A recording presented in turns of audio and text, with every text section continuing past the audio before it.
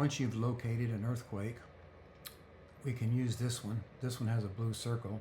Look left and you'll see that this earthquake is between 2.0 and 2.5 magnitude. But if you want to get details of this earthquake, you think you could just click the table up here, and that's going to show you 286 results.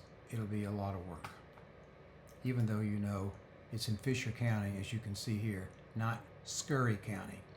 So one quick way to do it is to get the polygon tool here, click, click, click, double click.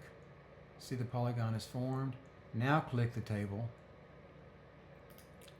and you have the information displayed. The date of the earthquake, December 31st, 2025, 4:26 a.m. Fisher County, latitude, longitude, etc., depth. And you can tell it's the right latitude and longitude because let's go ahead and clear that icon, that polygon, put it here, and you'll see in the bottom left-hand corner down here, the XY, which matches the table. And that's how you can quickly find it.